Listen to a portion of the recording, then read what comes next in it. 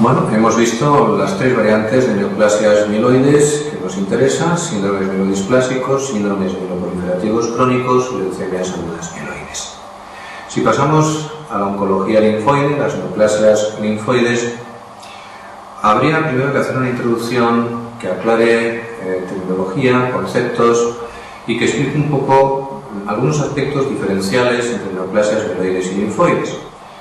Me refiero, a propósito del esquema 31, a que hasta ahora hemos utilizado un esquema, el esquema de la médula y la sangre, para exponer casi todo lo que hemos encontrado en la asignatura. Pero a partir de ahora este esquema no va a ser suficiente por la razón lógica de que, habiendo células mieloides en médula y sangre, hay células linfoides en médula, en sangre y en otros órganos a los que llamamos linfáticos. Y excepcionalmente, como ese esquema refleja, incluso en órganos que no son linfáticos. Quiero decir, un paciente con molestias gástricas, si le hace una gastroscopia, podemos encontrar linfocitos que están allí como un proceso inflamatorio crónico en el estómago. Un paciente con la tiroiditis tiene linfocitos en tiroides. Por lo tanto, habría que advertir que linfocitos puede haber en cualquier tejido del organismo. Esto plantea, obviamente, el problema de que una neoplasia linfoide puede surgir en cualquier lugar. Como este esquema muy básico plantea, si el origen de la neoplasia linfoide es la médula ósea, deberíamos utilizar el término leucemia. Leucemia linfoide, leucemia linfocítica, leucemia linfática, como queramos apellidarlo, pero con el término leucemia, puesto que eso es una enfermedad medular maligna. Ahora bien, una neoplasia linfoide que surja en órganos linfáticos secundarios, ganglios, base, o en órganos no linfáticos, estómago, tiroides, no es una leucemia, por concepto es un linfoma. Ese linfoma puede ser de órganos linfáticos, puede ser de órganos extralinfáticos.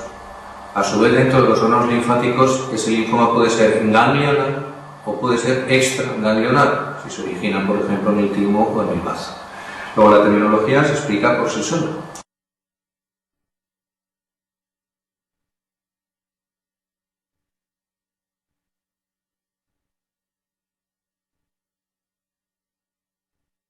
Pero claro, esto da pie a que si empezamos a diseñar, siguiente esquema, esquema 32, un esquema básico de neoplasias linfoides, de momento ya nos han salido dos, las leucemias linfáticas y los linfomas. Pero es que nos va a salir una tercera, igual que había tres variedades de neoplasias mieloides, nos vamos a encontrar tres grandes variedades de neoplasias linfoides. Además de las leucemias linfáticas y los linfomas, hay una tercera variedad que separaremos, que será el mieloma, pero que hay que contar con ella. Si nos centramos ahora en leucemias linfáticas y en linfomas, entendiendo que el concepto quiere decir dónde se ha originado el tumor, pasamos ahora a un aspecto más práctico, y es, si a mí me dan en el examen un caso clínico, ¿cómo distingo si eso es una leucemia o es un linfoma? Continuando ese esquema 32, vemos que una leucemia es un tumor de la médula. Luego, de forma natural, metastatiza en sangre. Si yo hago un hemograma, voy a reconocer esas células malignas en el hemograma prácticamente siempre. La excepción serán las formas aleucémicas, que el hemograma no reconoce, pero son formas muy infrecuentes. Como estas células malignas son linfoides, evidentemente caen dentro del saco linfocitos del hemograma. Luego, en el momento que haya suficiente cantidad de células linfoides malignas, eso incrementa el recuento linfocitario. Luego, el mensaje práctico es: he de pensar en leucemia linfática cuando veo un hemograma con linfocitosis. Por contra, los linfomas se pueden originar en cualquier órgano, pero preferentemente lo hacen en órganos linfáticos. Luego, no tiene nada de extraño que sean las adenopatías, la esplenomegalia o ambas cosas las manifestaciones más frecuentes en cuanto a adenomegalías en el linfoma. Luego, el mensaje práctico es que he de sospechar linfoma cuando me encuentran un paciente con adenopatías. Que un tumor es la sangre y que otro tumor son los ganglios aumentados de tamaño hace que en etapas iniciales sea muy fácil distinguirlos.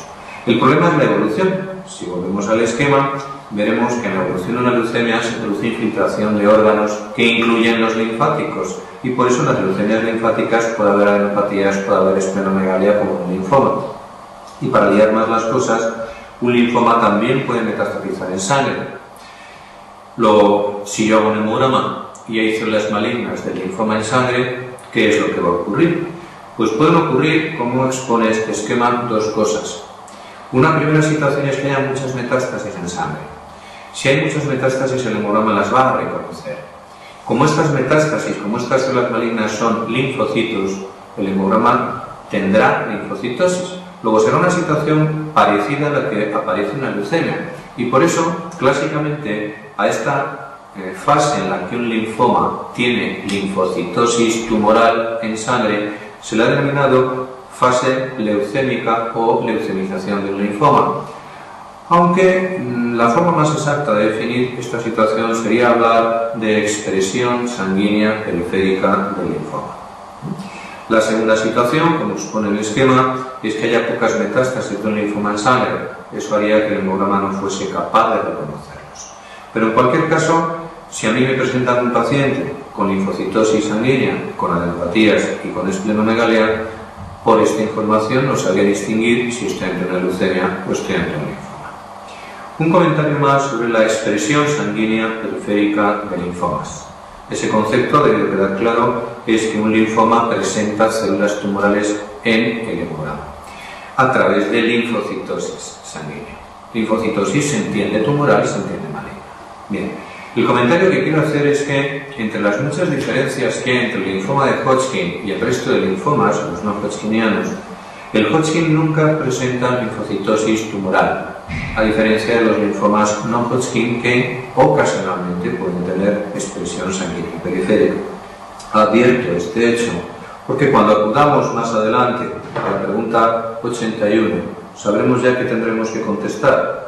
Pregunta 81, entre las alteraciones hematológicas de la enfermedad de Hodgkin no es característica, la respuesta será la linfocitosis, respuesta 5. Advertir que esta situación no tiene solo importancia desde el punto de vista conceptual, sino también práctico. Esto quiere decir que con un hemograma yo nunca podré saber que un paciente tiene un Hodgkin, solo con un hemograma. Pero a veces sí puedo al menos sospechar que tiene un linfoma no Hodgkin, y es cuando ese hemograma reconozca células del linfoma no Hodgkin en sangre. Bien, volviendo al esquema 32, hemos entendido qué es una leucemia linfática, hemos entendido que es un linfoma, hemos entendido que inicialmente son tumores fácilmente diferenciables y que en fases avanzadas se pueden mezclar las manifestaciones del uno con el otro. ¿Cómo los podría distinguir? Pues obviamente a través de la información de la célula tumoral. Si a mí me cuentan datos de la célula tumoral, podré saber si el origen de esa célula es la médula y estoy por tanto ante una leucemia, o el origen es otro, distinto de la médula, y estoy por tanto ante un linfoma. Esa información vendrá en un esquema posterior, pero la premisa está puesta.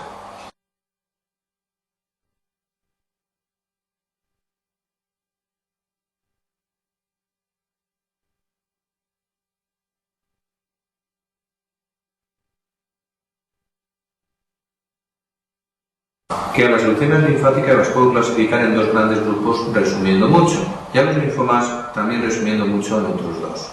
A las leucemias linfáticas las puedo clasificar según sus células tumorales sean blastos, evidentemente entonces la leucemia será aguda, o sean células maduras. Ahí tenemos básicamente la leucemia linfática crónica y también alguna otra leucemia de la que ya hablaremos. Y si podemos dividir las leucemias en dos bloques, a los linfomas también, resumiendo mucho, podemos distinguir el linfoma de Hodgkin, antigua enfermedad de Hodgkin, y el resto de linfomas, los no hodgkinianos, que podemos subdividir a su vez en los que son indolentes o poco agresivos y los que son agresivos. Así quedaría el esquema básico de las neoplasias linfoides.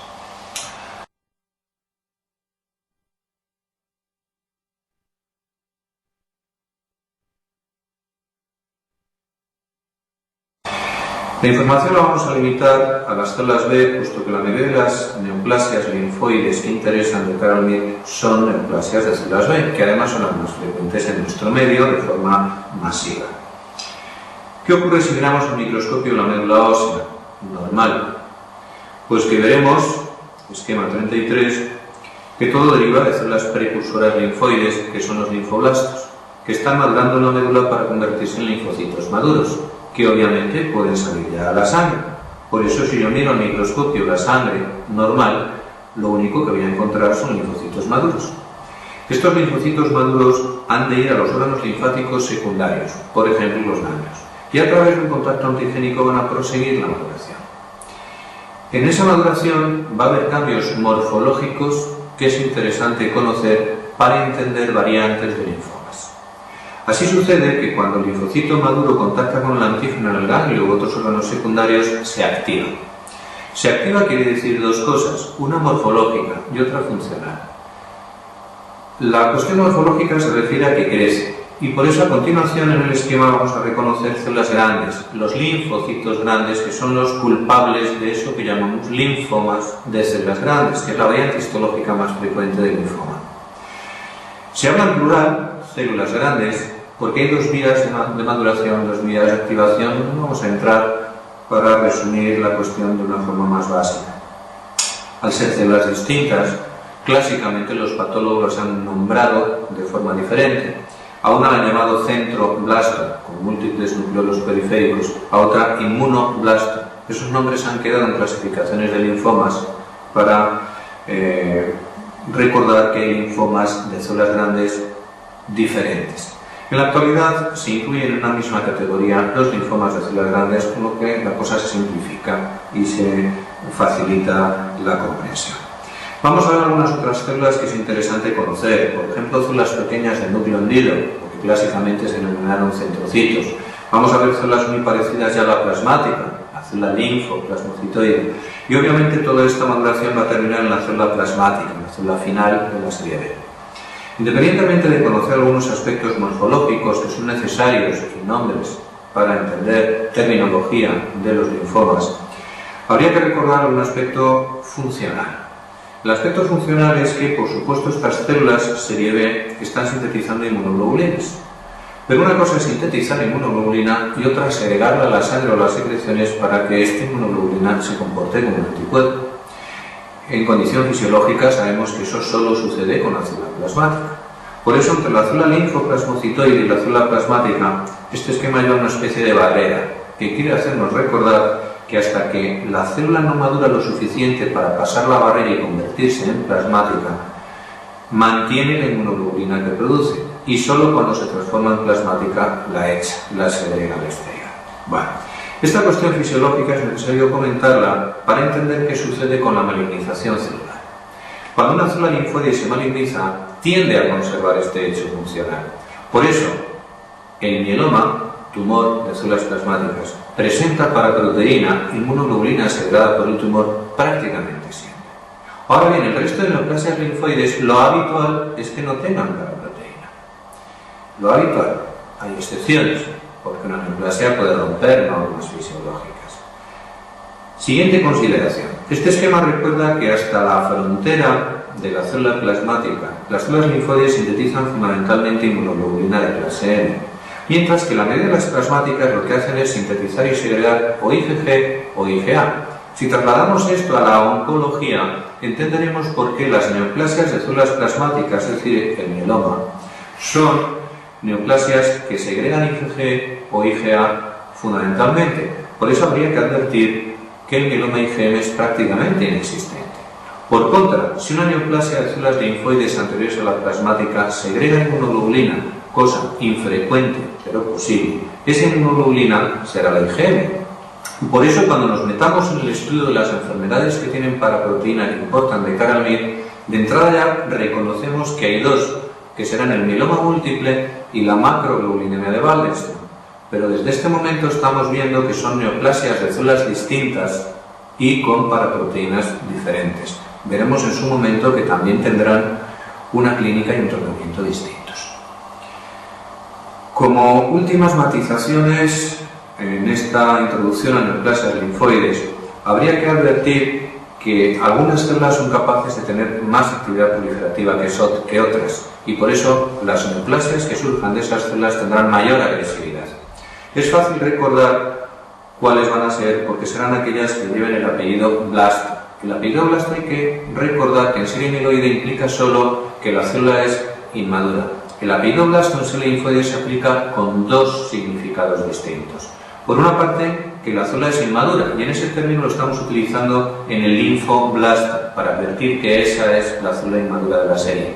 Pero el otro significado del apellido blasto en célula linfoide es que la célula prolifera muy rápido independientemente de la maduración que tenga. En este sentido, el apellido blasto se le está dando tanto al precursor como a las células grandes. Y por eso al final la idea que debe de quedar es que las neoplasias linfoides agresivas serán las que tengan células que terminen en blasto, es decir, el linfoblasto o precursor y las células grandes. Habrá excepciones y ya entraremos en ellas, pero conviene conocer la norma general. Para finalizar esta introducción, habría que advertir que hay tumores, leucemia, linfoma, que pueden tener una misma célula. Y por eso en las clasificaciones vemos que aparecen neoplasias en donde se nos dice que la enfermedad puede ser leucemia o linfoma. La razón es que, por ejemplo, linfoblastos puede haber en médula ósea o puede haber en órganos linfáticos secundarios. Si la neoplasia se origina en médula, eso es una leucemia, leucemia linfoblástica. Si la neoplasia se origina en un ganglio, eso es un linfoma, linfoma linfoblástico. Evidentemente, como la célula tumoral es la misma, el pronóstico y el tratamiento del paciente son semejantes. Por eso las clasificaciones actuales lo que hacen es unir tumores por su célula. Si tienen la misma célula, son el mismo tumor. Habría que advertir que con la célula plasmática hay un cambio de terminología. Me refiero a que una célula plasmática puede aparecer en órganos diversos, la médula, los ganglios, otros órganos secundarios e incluso en órganos que no son linfoides, formando parte de la celularidad del tejido conectivo. Pero cuando una célula plasmática se maligniza en médula ósea, no se emplea el término leucemia en células plasmáticas. A eso lo llamamos un mieloma. Cuando una célula plasmática se maligniza fuera de la médula, a eso no lo llamamos un linfoma de células plasmáticas. Lo llamamos un plasmocitoma extramedular. Luego, advertir que, cambiando la terminología, no cambian los conceptos. Sigue siendo lo de la médula un nombre y lo de fuera de la médula otro.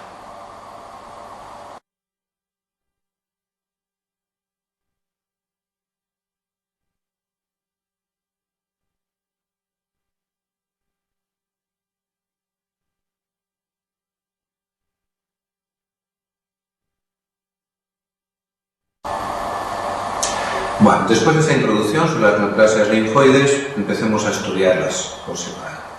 Primer bloque, leucemias linfáticas, linfocíticas o linfoides. Las hemos clasificado en, según la célula tumoral sea un blasto, leucemias agudas, que están metidas en el capítulo de leucemias agudas, ya por tanto estudiadas, y de células que son maduras. Ahí la más importante es la leucemia linfática crónica, a la que se refieren las preguntas 75 y siguientes. Para entender esta enfermedad, habría que empezar recordando que la leucemia linfática crónica es una enfermedad medular, como el esquema 34 comenta, que se expresa en sangre. Una leucemia suelta células malignas de sangre. Si hago un hemograma las voy a ver. Estas células son linfocitos maduros. Como esto es un tumor de lenta evolución, la etapa inicial de esta neoplasia es un tumor medular que aparece en sangre generalmente en situación asintomática. Y por eso en esta etapa inicial de la enfermedad, el diagnóstico suele ser casual. Una persona se le hace un hemograma por el motivo que sea y se le conoce una linfocitosis de células maduras. Habría que advertir otro aspecto que me ha preguntado, y es que en esta etapa habitualmente no se hace tratamiento. Veremos luego el motivo. Bien. Como la enfermedad evoluciona, sabemos que una leucemia lo que hace con la evolución es infiltrar a otros órganos.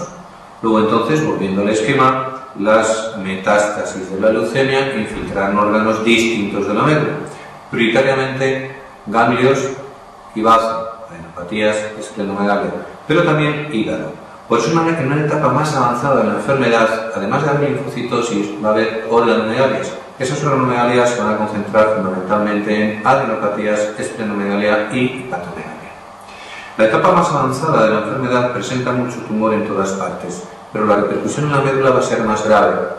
Si volvemos al esquema, si ocupamos de forma masiva la médula por células tumorales, quedará poco espacio para el tejido hematopoyético y eso generará citopenias de células normales, anemia, trombopenia fundamentalmente.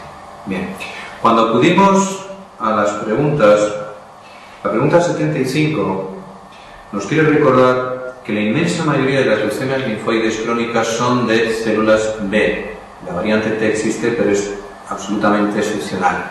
Luego la respuesta, evidentemente, que no será correcta, será la número 5. En la pregunta 76 se nos habla del sistema de estratificación de la linfática crónica. Existen dos sistemas de estratificación de la enfermedad, ambos reflejados en el manual, ambos preguntados en el mail. Aunque son distintos, se basan en el mismo concepto, que es conocer la historia natural de la enfermedad. La historia natural de la enfermedad la hemos resumido en el esquema 34. En la pregunta 76, ¿qué implicará el peor pronóstico en la linfática crónica? Pues obviamente lo que viene más tarde, lo que viene con más masa tumoral, es decir, la trombocitopenia, que será la respuesta número 5 de la pregunta, ¿verdad? Bien, volviendo a la pregunta 75 y otra vez también al esquema. En esta enfermedad habría que advertir que se producen alteraciones en la inmunidad. Por una parte, en fases avanzadas, el sistema inmunitario produce menos anticuerpos, con lo cual el paciente desarrolla inmunodeficiencia humoral, hipogammaglobulinemia, en fases avanzadas, pero por otra también puede tener manifestaciones de autoinmunidad. De hecho, ya vimos que la leucemia linfática crónica era el referente en las neoplasias que cursaban con anemia inmunomolítica, con anticuerpos calientes. Pero también puede producir trombopenia inmune o ambas cosas a la vez, lo que denominamos un síndrome de Evans. Luego hay que advertir, volviendo al esquema, que la anemia o la trombocitopenia en la linfática crónica pueden ser motivadas al menos por dos mecanismos, que es por masa tumoral o bien por fenómeno de autoinmunidad. Conviene conocer que los fenómenos de autoinmunidad no están ligados a la cantidad de tumor que tenga el organismo, es decir, que pueden aparecer desde fases muy iniciales. Por eso no exigen un tratamiento de la neoplasia, sino simplemente un tratamiento de la autoinmunidad con esteroides. Volviendo a la pregunta 75, entendemos que la pregunta 75, respuesta 1, sea correcta, habitualmente es de inmunofenotipo B, que sea correcta que haya inmunodeficiencia humoral. Ahora vamos a decir, como añadido, que de las leucemias crónicas es la más frecuente en Occidente, de las dos, mieloide y linfoide, que nos interesan de cara a mí, esto es mucho más frecuente. Y la respuesta 4, habríamos entendido que, por lógica, la mayoría de las veces no hay paraproteína en esta enfermedad porque este linfocito está muy alejado de la frontera que la separa de la célula plasmática. En contestación de la pregunta 75, por tanto, la número 5. Si retrocedemos, hemos dicho que la linfática crónica en fase asintomática no se trataba. ¿Por qué? Podríamos preguntarnos, puesto que a su vez la pregunta podría ser ¿y por qué no tratamos en fase inicial la enfermedad para que no progrese? La respuesta es que, por desgracia, carecemos de momento con una terapia curativa y por eso entonces lo que interesa es tratar al paciente cuando realmente lo necesite.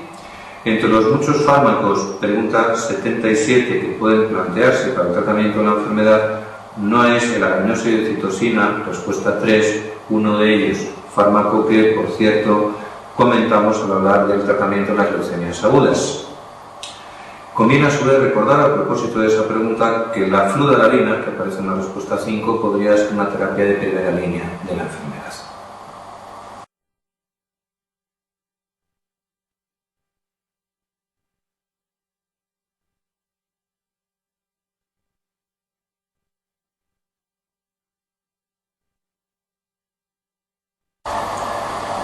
Dentro de las leucemias de linfocitos maduros, aparte de la linfática crónica, poníamos en el esquema básico las neoplasias linfoide, hay otras. Dentro de esas otras, a su vez, hay una especialmente importante de cara al mí, que es la tricoleucemia, leucemia de células peludas. Al igual que pasaba con la leucemia linfática crónica, esta entidad es prácticamente siempre de células B, lo cual hace que la respuesta a la pregunta 78 automáticamente sea la 4. No es propio la triplicosis que sea inmunofenotipo T. ¿Qué recordar de esta entidad tan curiosa, que es preguntada ocasionalmente en el MIR por sus curiosidades? Pues que al ser una enfermedad medular, si vamos al esquema 35, veremos que igual que la linfática crónica, es una neoplasia que metastatiza en sangre, solo que ahora lo que vemos en sangre no serán linfocitos maduros como la linfática crónica, sino una variante de linfocitos que, por tener una membrana citoplasmática en la que parece que hay pelos, reciben el nombre de células peludas, tricoleucocitos. La particularidad de estas células es que en su infiltración de otros órganos, tienen un enorme tropismo por el bazo. Por eso esta enfermedad genera habitualmente una gran esplenomegalia. Pero la infiltración de ganglios es escasa, con lo cual es inhabitual que haya adenopatías. Recalcar esta disociación clínica, pacientes con gran esplenomegalia sin adenopatías, es importante porque prácticamente todas las preguntas de tripoglucemia en el MIR hablan de ella. Pacientes con bazo muy grande pero sin adenopatías. También puede haber hepatomegalia como refleja el esquema. Otra curiosidad de esta entidad es la llamativa fibrosis que sufre la médula con la evolución de la patología. Esto al final puede resumir en una fórmula lo importante es recordar la tripoglucemia de cada examen, que sería que la tripoglucemia tiene una teoría muy típica, que es la existencia de pancitopenia, de esplenomegalia sin adenopatías y de aspirado medular seco por la fibrosis. Recalcar entonces dos curiosidades de la enfermedad. Uno, que siendo una neoplasia linfoide no tenga adenopatías, la mayoría de las neoplasias linfoides las tienen, y otra, que siendo una leucemia no tenga leucocitosis, sino leucopenia. Afortunadamente es una enfermedad radicalmente opuesta a la anterior en el sentido de su respuesta al tratamiento, puesto que esta se cura prácticamente siempre, con un fármaco que tenemos en la respuesta 5 de la pregunta 78, la cladribina o 2-clorodesoxiadenosina.